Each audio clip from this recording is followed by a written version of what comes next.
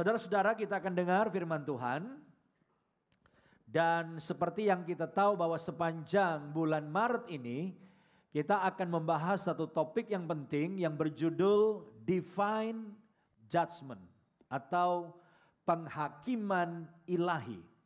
Dan minggu yang lalu kalau tidak salah saudara sudah mulai dengan sesi yang pertama tentang judulnya kalau nggak salah orang benar masuk neraka. Orang berdosa masuk surga. Dan saya percaya saudara semua diberkati dengan sesi yang pertama minggu yang lalu. Dan hari ini kita akan membahas masih dalam topik Divine Judgment. Dan hari ini adalah Final Judgment atau penghakiman yang terakhir. Pengadilan yang terakhir. Ini adalah topik yang mungkin bagi banyak orang nggak begitu bagus untuk dibahas karena ya bikin takut lah, ribet lah, dan lain sebagainya. Tetapi saudara-saudaraku mengabaikan topik ini bisa berakibat fatal. Karena kita tidak siap, kita nggak tahu bahwa sebenarnya kita pasti mengalami yang namanya pengadilan atau penghakiman yang terakhir tersebut. Itu sebabnya hari ini saya akan menyampaikan beberapa fakta yang penting tentang penghakiman yang terakhir. Ya, saya akan sampaikan kurang lebih ada 3 hal. Ya, 3 hal fakta tentang penghakiman yang terakhir. Apakah saudara siap belajar firman Tuhan hari ini? Amin. Mari kita mulai dengan yang pertama. Setiap orang pasti akan mengalami penghakiman yang terakhir. Saudara boleh suka tidak suka, setuju tidak setuju, tapi firman Tuhan nanti kita akan lihat kita semua akan mengalami penghakiman yang terakhir. Mari kita lihat Ibrani pasal 9 ayat yang ke-27. Ibrani pasal 9 ayat 27 saya akan bacakan. Dan sama seperti manusia ditetapkan untuk mati hanya 1 kali saja. Matinya berapa kali? 1 kali saja. Jadi hidupnya juga cuma sekali. Iman Kristen tidak mengajarkan hidup beberapa kali dan mati beberapa kali. Ada keyakinan yang seperti itu. Hidup mati terus hidup lagi mati lagi. Dalam bentuk-bentuk yang berbeda.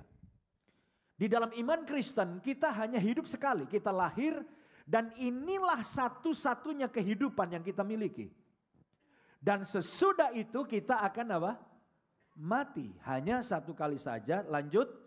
Dan sesudah itu apa saudara? Dihakimi.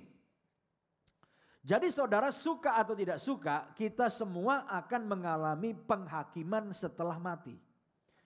Kalau ada orang yang berpikir bahwa mati itu selesai, sebenarnya sedang menurunkan derajat kemanusiaan kita. Kita tidak sama dengan binatang. Ayam itu habis dipotong, digoreng, selesai. Sapi itu dipotong, dagingnya dibikin steak, habis kita makan, selesai. Tapi manusia bukan binatang. Manusia mati itu tidak selesai. Manusia mati itu ada kelanjutan. Karena kita ini makhluk kekal. Kita tidak pernah akan lenyap. Kita akan terus hidup. Cuma hidupnya dalam kekekalan di mana? Nanti kita bahas. Tetapi yang saya ingin katakan, begitu kita mati kita akan dihakimi. Makanya seorang hamba Tuhan besar namanya Rick Warren, dia berkata dalam bukunya seperti ini. Kehidupan di dunia ini adalah persiapan atau gladi resik untuk kekekalan. Jadi hidup kita di bumi 70-80 tahun itu cuma persiapan. Hidup yang sesungguhnya itu sesudah mati. Tetapi jangan lupa bahwa hidup kekal nanti sesudah mati itu ditentukan gladi resiknya ini. Persiapannya ini. Jadi begitu kita mati diadili dan menentukan kekekalan. Saya berharap kebenaran ini membuat kita tidak hidup sembarangan. Tidak hidup semau gue. Enggak menjalani hari-hari kita dengan semaunya sendiri. Karena kita akan dihakimi. Kita harus mengisi hidup kita dengan sesuatu yang berharga. Hidup harus bernilai. Hidup harus berbobot. Hidup harus mengerjakan sesuatu yang membuat kita tidak akan menyesal. Kita telah menjalani kehidupan selama kita di dunia ini. Yang setuju katakan amin. Kita berikan kemuliaan bagi Tuhan. Haleluya. Mari kita lihat Roma 14 ayat 10 dan 12. Ini nasihat dari Rasul Paulus untuk kita semua. Tetapi engkau, mengapakah engkau menghakimi saudaramu? Atau mengapakah engkau menghina saudaramu?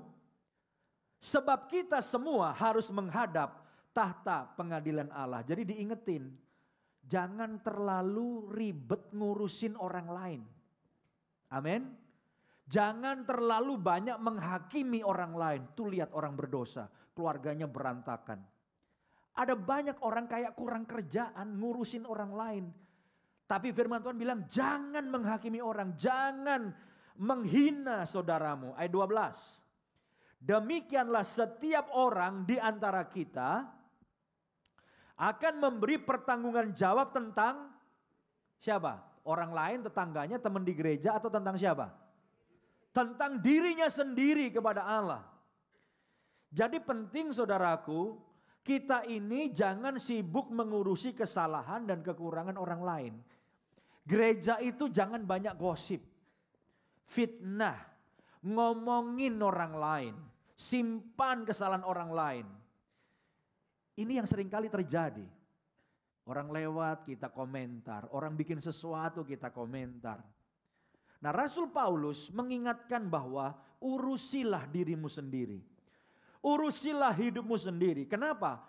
Karena kita masing-masing akan mempertanggungjawabkan hidup kita sendiri. Bukan istri kita. Suami aja gak bisa jamin istrinya loh. Amin. Istri gak bisa jamin suaminya. Jadi kalau ada suami yang titip doa sama istri itu salah.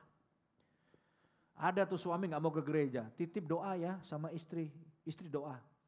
Ayo bertobat, titip istrinya suruh bertobat. Udah gitu salam buat Tuhan Yesus katanya gitu kalau ketemu di gereja. Ini kan melecehkan saudaraku. Dan saya ingin katakan kita gak bisa gandolan sama istri loh. Kita gak bisa gandolan pada kehebatan suami dan kebenaran suami. Alkitab berkata masing-masing kita harus mempertanggungjawabkan hidup kita, perbuatan kita, pribadi, lepas pribadi kepada Tuhan. Jadi saudara-saudara, ini kebenaran yang pertama yang saya ingin saudara semua tahu sehingga kita akan mengisi hidup kita dengan sesuatu yang bernilai. Yang setuju katakan amin. Nah sekarang yang selanjutnya, kebenaran selanjutnya adalah penghakiman terakhir akan membuat pemisahan yang jelas. Sekarang ini yang namanya di gereja belum ada pemisahan yang jelas. Di dunia ini belum ada pemisahan yang jelas. Nah itu sebabnya kalau kita membaca dalam Alkitab, Alkitab memberi banyak perumpamaan tentang pemisahan. Tetapi itu baru terjadi dan jelas pemisahannya pada hari penghakiman. Dalam Alkitab banyak ilustrasi tentang gandum dan lalang misalnya. Itu sekarang gak kelihatan, di gereja pun seperti itu. Jangan sudah berpikir bahwa semua orang di gereja ini semuanya gandum. Alkitab berkata ada lalang. Tapi mana Pak bedanya? Gak ketahuan karena gaya angkat tangannya sama. Haleluyanya sama. Lagu dan nyanyiannya sama. Kapan gandum dan lalang itu nampak? Dan jelas pemisahannya, hari penghakiman.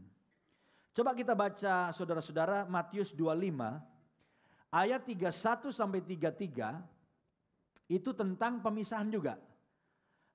Ini kambing dan domba. Coba ya saya bacakan.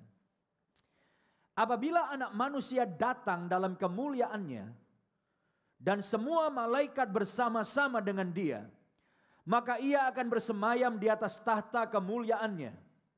Lalu semua bangsa akan dikumpulkan di hadapannya dan ia akan memisahkan mereka seorang daripada seorang sama seperti gembala memisahkan domba dari Kambing, baru ada pemisahan di situ.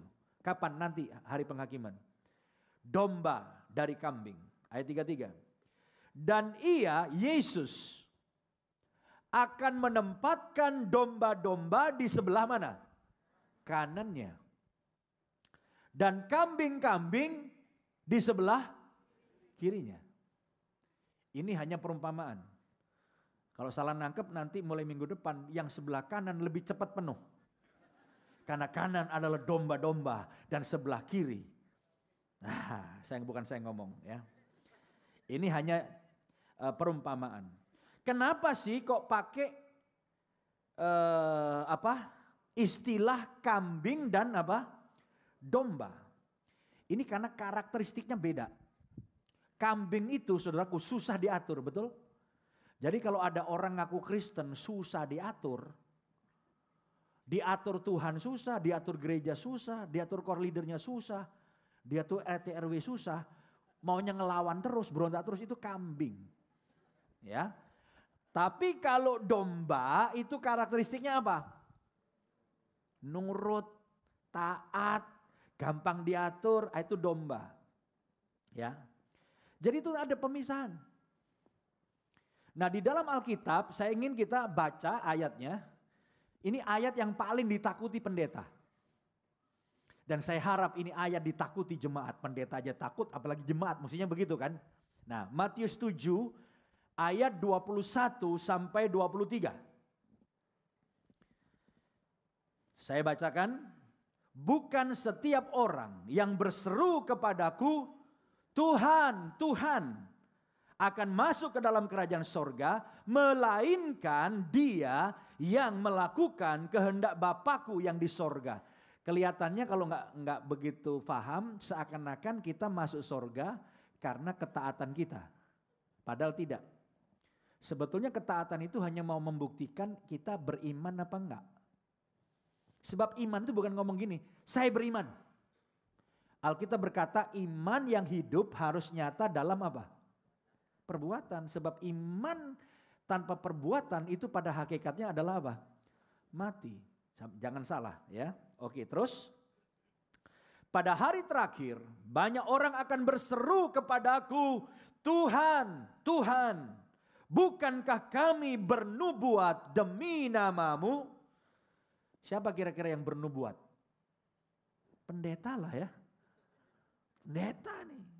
Bernubuat demi namamu. Terus. Dan mengusir setan demi namamu. Siapa yang ngusir setan? Ya mestinya jemaat juga bisa ngusir setan. Ya, tapi kebanyakan pendeta atau paling tidak core leader lah gitu ya. Yang lampunya kelap-kelip itu kan core leader.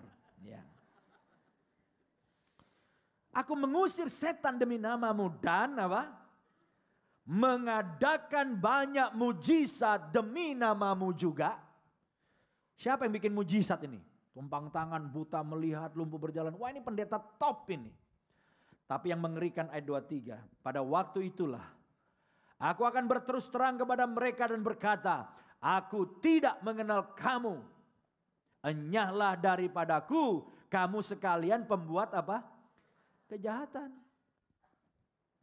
Jadi nanti pada waktu penghakiman yang terakhir akan ada banyak kejutan. Orang benar masuk neraka. Itu benarnya tanda kutip, berasa benar aja dia. Orang berdosa bisa masuk surga. Tapi sekali lagi jangan saudara salah bahwa kita masuk surga karena perbuatan baik. Tidak. Perbuatan baik saudara itu gak bisa bawa kita masuk surga. Kalau perbuatan baik kita bisa membuat kita masuk surga, Yesus Kristus tidak perlu datang di dalam dunia dan mati di atas kayu salib buat kita. Saudara 1000 kali berbuat baik dan taat, 1 kali bikin dosa. 1000 kali taat, 1 kali dosa cukup membawa kita masuk neraka. Jadi gak ada kemungkinan orang itu masuk surga karena perbuatan baik, gak mungkin. Kita masuk surga karena iman kepada Kristus yang sudah melakukan dengan sempurna dan mati di atas kayu salib untuk menebus dosa kita. Amin saudara. Kalau gitu apa fungsinya ketaatan? Fungsi ketaatan kita hanya membuktikan bahwa iman kita bukan cuma ngomong. Tapi iman kita adalah iman yang hidup. Iman yang dinyatakan dengan ketaatan. Tapi ketaatan itu sendiri belum layak membawa kita masuk surga. Ketaatan kita hanyalah sebagai bukti dari iman yang hidup kepada Kristus. Yang setuju katakan amin. Jadi saudaraku, ini yang mengerikan. Yang mengerikan adalah kalau kita nggak sungguh-sungguh dalam iman kepada Kristus. Kita cuma ngaku-ngaku Kristen, ngaku-ngaku anggota gereja, tapi iman kita nggak terbukti dengan ketaatan. Maka itu adalah iman yang mati. Nah, pada hari penghakiman itu juga disebut pemisahan karena apa? Karena juga akan ada yang namanya peristiwa besar, namanya rapture. Saya harus jujur mengatakan, saya kurang waktu untuk menjelaskannya dan saya melihat banyak jiwa baru. Nah, kalau jiwa baru nangkepnya mungkin akan sulit. Tapi yang sudah sering mendengar rapture mudah. Apa itu rapture? Rapture itu adalah pengangkatan orang percaya. Jadi dunia ini gak akan jalan terus. Ada akhirnya, ada ujungnya. Ada satu hari di mana Yesus akan datang kembali di awan-awan. Dan semua orang yang percaya kepada Yesus, yang sungguh-sungguh pada Yesus, itu yang mati dalam Kristus itu bangkit. Dan diangkat. Yang masih hidup, kalau Kristus datang zaman sekarang, Yesus datang pada saat generasi kita dan kita masih hidup, maka kita langsung diubah. Tubuh kebangkitan dan sama-sama diangkat. Itu namanya rapture. Dan itu adalah hari pemisahan. Matius 24 coba kita lihat. Rapture itu pemisahan yang mengerikan. Karena suami terpisah dari istri bisa jadi. Anak bisa terpisah dari orang tua. Matius 24 ayat 40 sampai 42. Dikatakan begini. Pada waktu itu, kalau ada dua orang di ladang, yang seorang akan dibawa, diangkat maksudnya, dan yang lain akan ditinggalkan. Dua orang di ladang bisa nggak suami istri? Suaminya bisa diangkat, istrinya bisa ketinggalan loh. Atau sebaliknya kalau istrinya yang lebih sungguh-sungguh, istrinya diangkat, suami ketinggalan. 41. Kalau ada dua orang perempuan sedang memutar batu kilangan, yang seorang akan dibawa dan yang lain akan ditinggalkan. Dua perempuan lagi kerja, bisa nggak itu ibu dan anak perempuannya? Bisa jadi ibunya diangkat, anaknya ditinggal. Anaknya diangkat atau ibunya yang ketinggalan. Hati-hati, karena itu berjaga-jagalah, sebab kamu tidak tahu pada hari mana Tuhanmu datang.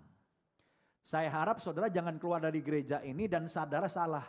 Pak Yosya ngajarin loh, kalau suami diangkat, istri ditinggal. Gitu. Kalau maminya diangkat, anaknya ditinggal. Bukan itu maksud saya. Kalau dua-duanya cinta Tuhan, dua-duanya bisa diangkat nggak? Ya, jangan sampai salah. Ya, kalau maminya cinta Tuhan, anak perempuannya cinta Tuhan, dua-duanya bisa diangkat nggak?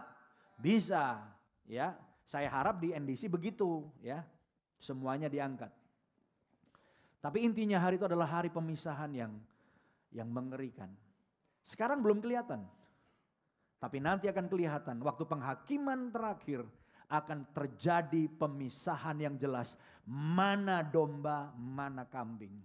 Mana yang diangkat, mana yang ditinggalkan. Sekarang yang terakhir. Kok cepet banget Pak yang terakhir? Yang terakhir ini paling lama soalnya.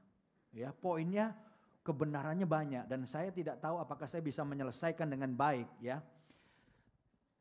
Kebenaran yang terakhir adalah ternyata penghakiman terakhir itu ada dua jenis. Saudara jangan berpikir langsung semuanya jadi satu, enggak. Ternyata ada dua jenis penghakiman terakhir. Yaitu pengadilan tahta putih dan pengadilan tahta Kristus. Nah, kita mau pelajari dan ini yang membutuhkan, karena kebanyakan kita khotbahnya kan nggak terlalu banyak ayat. Ya, ini ada cukup ayat-ayat yang kita baca dan cukup mikir dan perlu konsentrasi. Apakah semua serius mau belajar firman Tuhan? Amin. Ya, oke. Mari kita mulai dengan pengadilan tahta putih. Pengadilan tahta putih adalah pengadilan yang akan menentukan apakah seseorang masuk surga atau neraka. Jadi ini pengadilan penting gak nih? Penting sekali. Ini menentukan kekekalan kita. Kita ke sorga apa ke neraka nih? Ya, itu namanya pengadilan tata putih.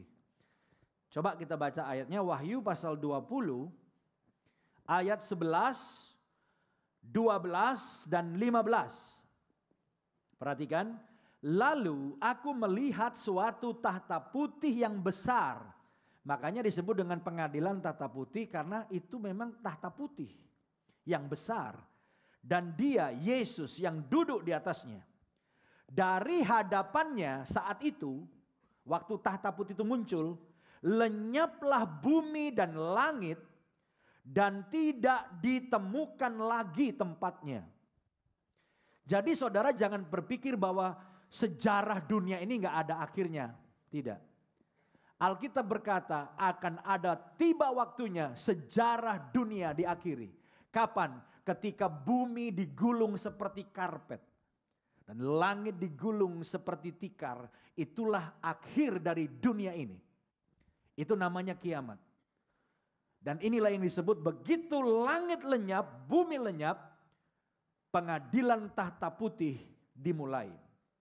Ayat 12. Dan aku melihat orang-orang mati, besar dan kecil. Karena orang mati itu bisa tua, masih kecil, masih remaja, masih pemuda. Pokoknya semua orang mati dari zaman Adam dan Hawa sampai kiamat. Berdiri di depan tahta itu bangkit dari kematian. Lalu dibuka semua kitab. Dan dibuka juga sebuah kitab lain. Yaitu kitab kehidupan. Jadi ada yang namanya kitab-kitab banyak. Dan ada satu kitab namanya kitab kehidupan. Dan orang-orang mati yang bangkit itu saudaraku. Dihakimi menurut perbuatan mereka. Sekali lagi menurut perbuatan mereka. Bukan tetangga, bukan teman. Berdasarkan apa yang ada tertulis di dalam kitab-kitab itu. Ayat 15. Dan setiap orang yang tidak ditemukan namanya tertulis di dalam kitab kehidupan itu, ia dilemparkan ke dalam lautan api itu. Namanya apa? Neraka. Itu tempat yang jangan pernah ke sana. Dilemparkan ke api neraka. Dan akan disiksa siang dan malam untuk selama-lamanya. Siapa yang dilemparkan ke neraka? Orang yang namanya tidak terdaftar dalam kitab kehidupan. Jadi saudaraku, dalam pengadilan itu ada dua jenis kitab. Satu namanya kitab kehidupan. Isinya apa kitab kehidupan? Daftar nama orang yang berhak masuk surga. Dan ini yang paling penting, yang saudara perlu tahu. Pertanyaannya, apakah namaku dan namamu tertulis dalam kitab kehidupan? Kalau enggak, percuma datang hari ini. Percuma pelayanan. Percuma kasih kolekte. Percuma kasih perpuluhan. Kenapa? Namamu enggak ada dalam kitab kehidupan. Makanya Yesus berkata kepada murid-muridnya, ketika murid-muridnya ngusir setan, menyembuhkan orang sakit, mereka ketawa, mereka senang. Yesus bilang apa? Kamu jangan berbahagia kalau kamu ngusir setan. Kamu jangan berbahagia kalau kamu bikin mujizat. Berbahagialah karena namamu terdaftar di sorga. Yang setuju dan percaya katakan amin. Ini yang paling penting. Namamu dan namaku terdaftar di sorga. Amin saudara. Sebab kalau enggak semua percuma. Lalu kitab-kitab yang lain itu isinya apa? Uraian dari perbuatan-perbuatan manusia di bumi ini.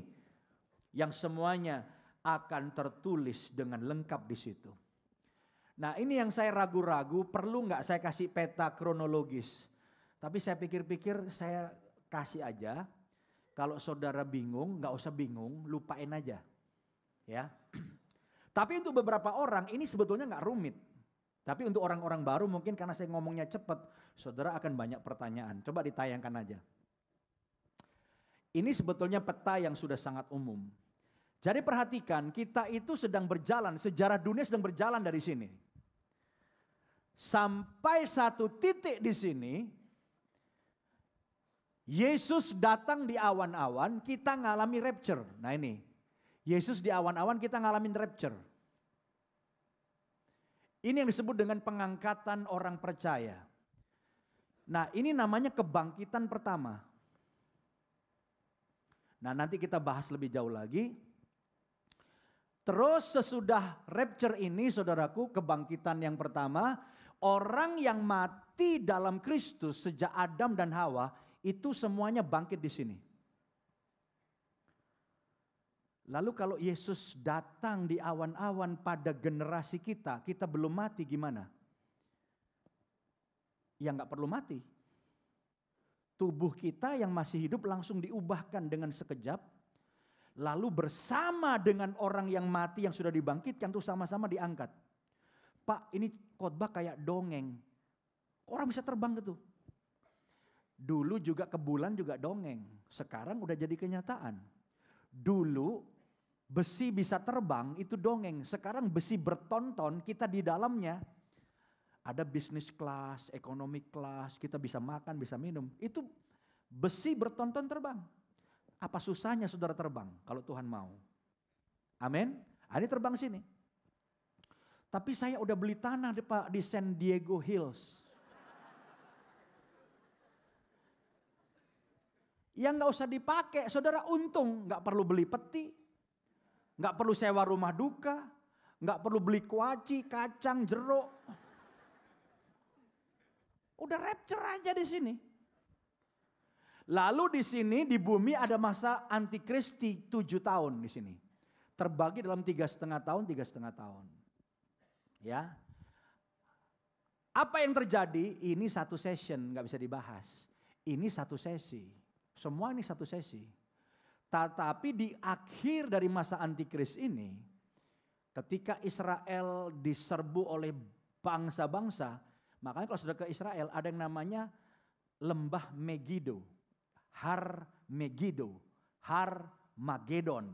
Itu adalah perang yang besar di mana di sini Israel itu bertobat. Israel berseru kepada Mesias yang sampai hari ini mereka tunggu-tunggu. Dan ini membuat Yesus turun. Memimpin perang Harmagedon dan mengalahkan Antikris. Kemudian dia memimpin kerajaan 1000 tahun, gak usah dibahas. Gak penting, yang penting di sini yang saya mau jelaskan, di sini ada perang juga terakhir nih, Gog Magog. Ini Rusia, Gog Magog ini. Nah, kemudian kiamat. Langit lenyap, bumi lenyap, muncul tahta putih tadi Wahyu. Nah, ini namanya pengadilan tahta putih. Sebagian besar orang yang diadili sini kebanyakan masuk neraka. Kenapa? Karena dia udah nggak bangkit di sini. Orang yang selamat itu adalah rapture. Makanya yang lolos belum bangkit, masuk kebangkitan kedua. Padahal Alkitab berkata, berbahagialah dan kuduslah kamu yang masuk dalam kebangkitan pertama. Mestinya di sini.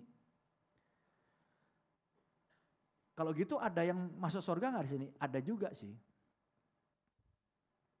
Dan ada lagi kehidupan yang akan datang. Ini satu mungkin nggak cukup satu sesi.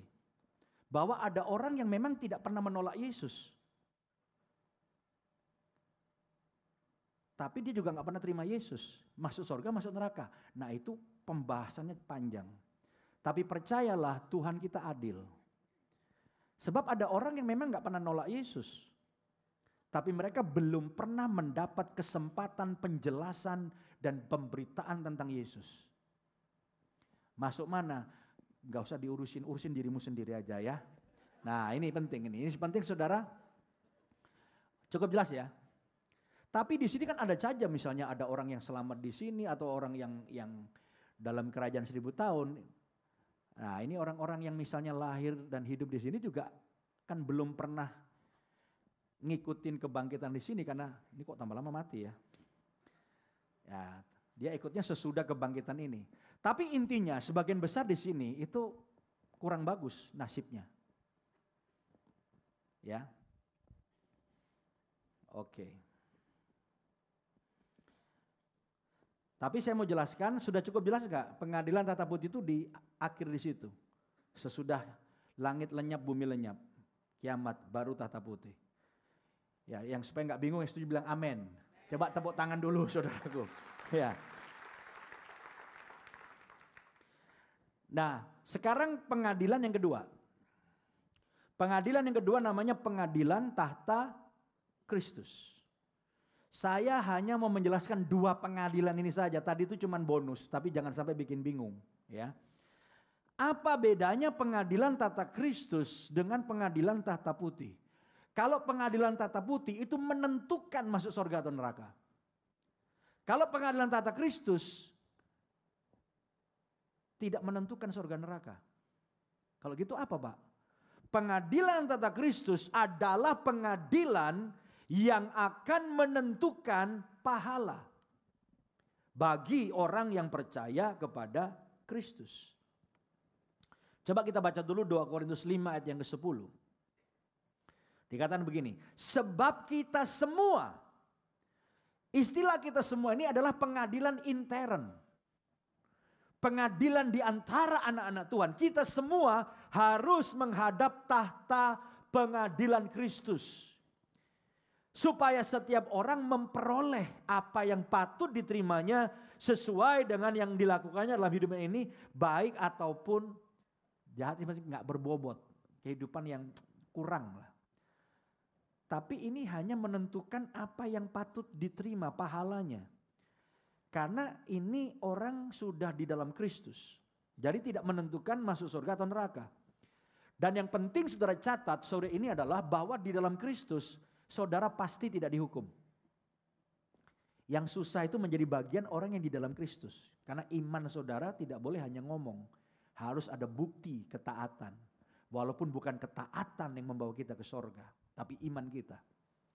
Tapi kalau saudara sudah di dalam Kristus, saya pastikan kita tidak dihukum. Roma 8 ayat 1, mari kita baca sama-sama. Roma 8 ayat 1, 1, 2, 3. Demikianlah sekarang tidak ada penghukuman bagi mereka yang ada di dalam Kristus Yesus. Bilang haleluya. Saya tidak akan dihukum. Amin.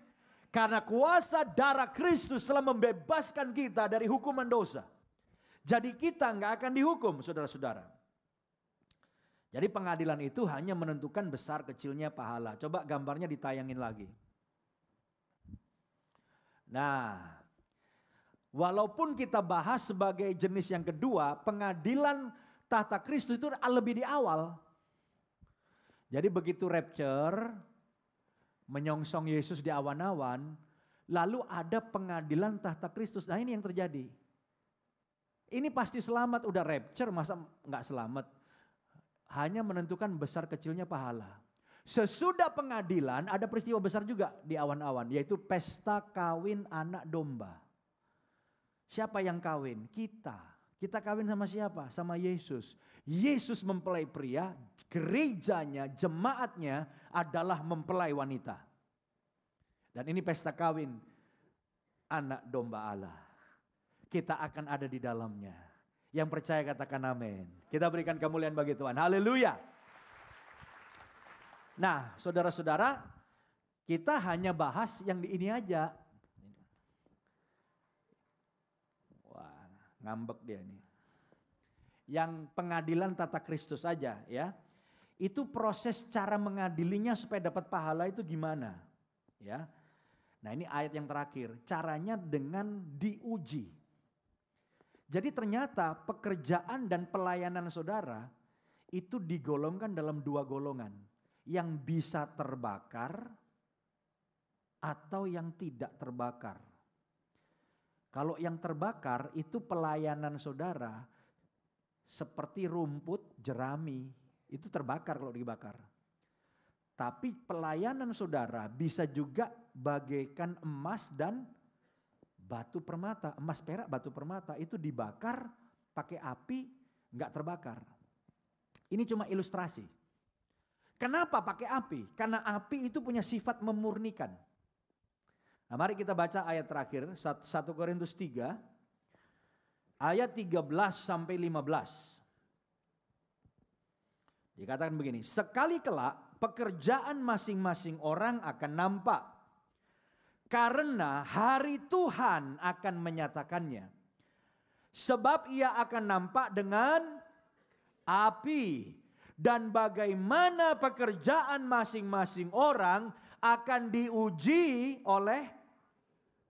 Jadi saudara nanti waktu masuk surga, semua kerjaan saudara itu dibawa. Saudara bawa semua. Tetapi sebelum dapat pahala, mesti masuk kayak X-ray gitu. Ayatnya ada nggak Pak? Nggak ada nih, kasih ilustrasi biar jelas. Bawaan saudara sama saudara tuh masuk kayak X-ray gitu, diuji pakai api, diuji. Terus sampai ayat berapa tadi? 14 sekarang. Jika pekerjaan yang dibangun seseorang tahan uji, waktu diuji dengan api itu nggak terbakar, ia akan mendapat apa? Dapat upah. 15. Jika pekerjaannya terbakar, ia akan apa? Menderita kerugian karena dia nggak mendapatkan pahala karena pekerjaannya semua terbakar. Tapi dia selamat nggak? Tetap selamat. Tetapi ia sendiri akan diselamatkan. Cuman terus kalimat terakhir. Tetapi seperti dari dalam gosong.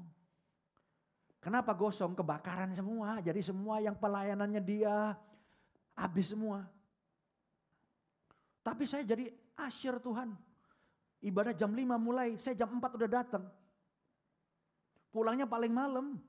Saya paling capek. Iya, tapi semua kerjaan kamu diuji sama api. Itu bicara tentang murni enggak sih? Pelayanan kamu terbakar. Ya enggak dapat. Saya kasih contoh sekali lagi ya supaya saudara jelas dan ini terakhir.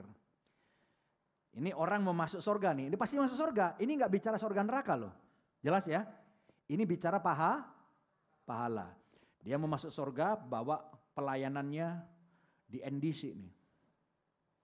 Masuk pengujian dengan api, dibakar. Ternyata dari jerami, rumput, terbakar semua. Jadi semua pelayanannya terbakar. Lalu Tuhan bilang, Kat, gimana Kat? Malaikat maksudnya. Terbakar Tuhan Yesus. Oh terbakar, jadi habis semua, habis, gosong dia. Tapi dia masuk surga tetap. Oke, dia gak dapat pahala. Itu anterin ke blok itu, tipe 21. Tipe 21 itu rumah yang paling strategis. Kemana-mana dekat, ke toilet dekat, ruang tamu dekat, kemana-mana dekat saudaraku. Strategis banget. Kenapa? Karena dia terbakar semuanya gak dapat. Oke, itu yang pertama. Sekarang ada orang indisi lagi pelayanan. Dia bawa masuk surga nih, semua masuk surga nih arahnya. Langsung masuk lagi pengujian, dibakar. Ternyata pelayanannya murni. Murni itu maksudnya motivasinya, murni. Waktu dibakar, ternyata nggak terbakar, keluar. Karena dari emas. Lalu Tuhan tanya, gimana Kat? Luar biasa nih. Tuhan Yesus, ini jemaat NDC ini pelayanannya murni, diuji dengan api, enggak terbakar. Bagus, dia dapat pahala. Anterin ke blok tipe 1000. Wah, tipe 1000. Terus malaikatnya bilang, selain emas banyak berliannya, plus kolam renang saudaraku. Jadi kalau saudara pelayanannya diperhitungkan Tuhan, saudara mendapatkan pahala yang besar. Logis enggak? Adil enggak? Ya. Masa pelayan Tuhan yang hatinya murni, melayaninya murni, motivasinya murni, ibadah jam 5, datang jam 4, doa, beberes, pulang belakangan. Masa hadiahnya sama dengan yang datang telat, udah doa berkat. Baru nongol, wah doa berkat, terus langsung pulang. Sama apa beda? Tuh, beda. Jadi masing-masing saudara seandainya sama-sama masuk surga, tipe rumahnya juga beda. Ayatnya ada nggak Pak yang tipe 21, tipe 1000? Nggak ada, ini saya bilang contoh. Tapi kebenarannya ada. Prinsipnya ada. Nah itu sebabnya saya kasih quote yang terakhir. Ya, supaya kita bisa selesai tepat pada waktunya. Berdasarkan ayat tadi saya bikin quotes begini. Pekerjaan atau pelayanan kita mendapat upah jika dilakukan dengan motivasi yang benar serta apa? Cara yang benar. Perhatikan yang saya tulis dengan huruf besar. Motivasi dan apa? Cara. Kenapa saudara pelayanan? Kenapa saudara korban? Kenapa saudara capek mau? Pelayanan misi mau, korban ini mau. Karena saya berhutang pada Tuhan. Saya ini orang berdosa, Tuhan selamatkan saya. Yesus mati buat saya di atas kayu salib. Saya mau melayani Tuhan. Nah, ini dapat pahala nih. Kalau saudara tanya, kenapa pelayanan? Dengan pelayanan saya bisa dapat order lebih banyak. Karena teman-teman kasih orderan saya, itu kebakaran tuh pasti. Kenapa kamu pelayanan? Supaya saya terkenal. Di NDC ini siapa yang lebih terkenal dari saya? Semua kenal. Dan semua orang mengagumi saya sebagai seorang pria yang hebat, luar biasa, bla bla bla bla. Itu terbakar. Tapi kalau kita pelayanan rendah hati, saya tahu banyak saudara orang hebat di luar. Tapi gila di gereja, bisa nyambut tamu, padahal saudara direktur, saudara owner. Bisa melakukan bersih-bersih dan lain sebagainya. Saya waktu keluar negeri saya kaget, waktu saya di toilet. Kalau di luar negeri kan, itu kan kerjaan-kerjaan gitu mahal saudara. Itu di toilet itu volunteer. Pakai dasi, pakai jas direktur, kerja di toilet saudara. Nggak dibayar. Karena hanya cinta Tuhan. Itu dapat pahala dari Tuhan. Amin. Motivasi tolong dijaga. Saudara beribadah dan sebagainya harus tulus. Tidak punya tujuan yang lain. Hanya mencintai Tuhan. Sadar hidup ini karena anugerah Tuhan. Motivasi penting, terus apa? Cara. Jangan karena soal pelayanan atau apa, saudara menghalalkan cara. Tujuannya penting, baik. Nggak bisa kayak Robin Hood. Bantu orang dari nyolong, nggak boleh. Ya, saudara harus punya cara yang benar juga. Dalam pelayanan juga gitu. Makanya saudara jangan pergi ke gereja orang, cari orang bagus, ditarikin. Jangan, saya berharap yang datang ini, kalau toh saudara datang sudah percaya Tuhan tadinya, itu bukan karena dibajak sama pengurus di sini. Amin. Kalau ada yang dibajak, jangan mau.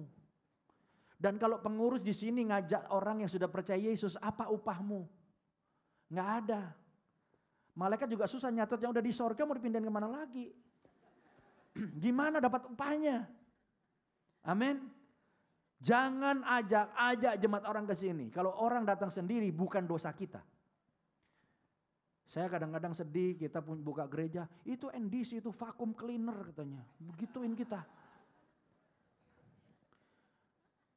Saya bolak-balik bilang, apalagi yang di Living Word, baru buka berapa kali udah berapa ribu jemaat kita di situ. Itu vacuum cleaner tuh NDC katanya. Coba tolong, you ngajak jemaat orang gak? Jangan loh. Jangan sampai jemaat tambah banyak, kita ketawa, bangga, Tuhan memberkati. Gereja sebelah jemaatnya habis. Pendetanya stres, stroke dosa saudara. Jadi ini yang penting, pelayanan apapun itu tidak boleh dengan cara melanggar firman. Itu sebabnya ketulusan dan cara yang benar membuat upah kita besar di sorga. Dan doa saya, setiap kita tergolong domba. Di sini semua domba bilang, saya dombanya Tuhan. Saya percaya kepada Tuhan. Dan saya buktikan dengan ketaatan.